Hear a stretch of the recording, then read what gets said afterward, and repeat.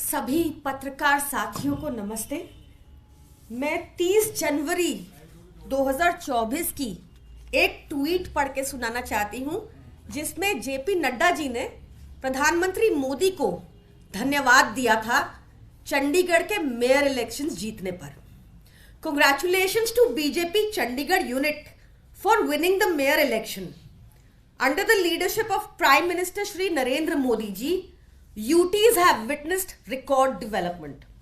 That the India Alliance fought their first electoral battle and still lost to BJP shows that neither their arithmetic is working nor is their chemistry. आज JP Nadda ji को, भाजपा को माफी मांगनी चाहिए, क्योंकि इस tweet में जिस चुनाव के लिए वो कांग्रेचुलेट कर रहे हैं, वो पूरा का पूरा चुनाव शुरू से ही धांधलेबाजी पर आधारित था, धांधलेबाजी से जीता गया था।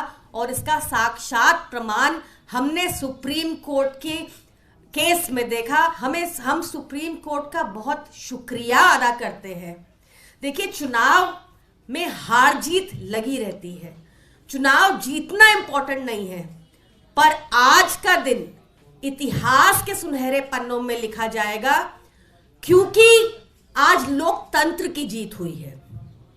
आज सुप्रीम कोर्ट ने लगातार बीजेपी के माइनॉरिटी सेल अध्यक्ष अनिल मासी जी को, जिसको पंजाब के गवर्नर ने जानबूझकर, जब एक निष्पक्ष व्यक्ति होना चाहिए, उसके बजाय एक बीजेपी माइनॉरिटी सेल के अध्यक्ष को प्रिसाइडिंग ऑफिसर बनाकर शुरू से ही धांधलेबाजी का प्लान किया। 18 जनवरी को जब ये चुनाव पहली बार होने थे, उस दिन वो बीमार पड़ गए। उसके उपरांत हमें कोर्ट जाना पड़ा, कोर्ट मॉनिटर्ड चुनाव हुए, और कितनी साफ तौर पर कैमरा में देखा जा सकता है कि 8 वोट्स को उन्होंने इनवैलिड किया, जो बैलेट पेपर खुद सुप्रीम कोर्ट ने एग्जामिन किए, और पाया गया कि ये 8 के 8 वोट जो भाजपा द्वारा इनवैलिड घोषित हुए थे, वो सारे के सारे आम आदमी पार्टी के प्रत्याशी कुलदीप कुमार जी को पड़े थे। शुरू से ही इनकी मंशा थी हॉर्स ट्रेडिंग की। जब से सुप्रीम कोर्ट ने अपनी पिछली डेट पर कहा कि ये एक मर्डर ऑफ डेमोक्रेसी है, कि ये लोकतंत्र की हत्या है, उसी दिन से ये लोग जद्दोजहद में जुड़ गए कि किसी तरह से आम आदमी पार्टी के इंडिया अलायंस के विधायक कॉर्पोरेटर्स तोड़े जाए। बीजेपी को रत्ती भर भी शर्म नहीं आती, रत्ती भर भी उनको अफसोस नहीं होता, रत्ती भर भी उनमें नैतिकता नहीं है, और बेशर्मी से कैमरा के सामने हम सबने देखा कि कैसे धांधलेबाजी की जाती है। तो आज हम सबने देखा कि कैसे जब एक छोटे से मेयर चुनाव में जिसमें केवल 36 वोट थे, उसमें इस लेवल की धांधलेबाजी कर सकती है भाजपा, तो जहां पर 90 करोड़ लोग वोट देते होंगे और जहां पर कैमरे नहीं लगे हुए, वहां पर किस तरह की धांधलेबाजी कर सकती है भाजपा। भाजपा को लोग लगातार हराना चाहते हैं, ये हमने चंडीगढ़ मेयर इलेक्शंस में भी देखा।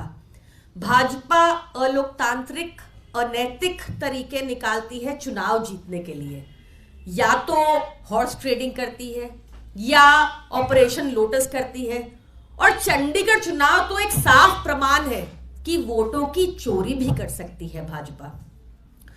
आज Supreme Court, we are grateful and very thankful to the Supreme Court कि उन्होंने पाया कि अनिल मासी दोषी हैं, कि उन्होंने साफ देखा कि फरवरी 19 को अनिल मासी ने जो बयान ओपन कोर्ट में दिया था कि उन्होंने डीफेस्ड बैलेट पेपर्स के ऊपर मार्किंग की थी, सुप्रीम कोर्ट ने कहा यह गलत है, कोई डीफेसमेंट नहीं हुई थी, और अनिल मासी ने अपने कार्यक्षेत्र से बाहर जाते हुए मार्किंग की थी बैलेट पेपर पर। तो बहुत जरूरी है कि ऐसी अलोकतांत्रिक पार्टी से जब उनकी चोरी पकड़ी भी गई है, अनिल मसीह भी पकड़े गए, पर उनकी इकलौते इतनी हिम्मत हो सकती है क्या कि वो 8 वोट को अपनी मर्जी से इनवैलिड घोषित कर दें? तो इसलिए बहुत जरूरी है कि पीछे तक कार्रवाई हो और पता चले कि इसके पीछे कौन था, मसीह का मसीहा कौन था।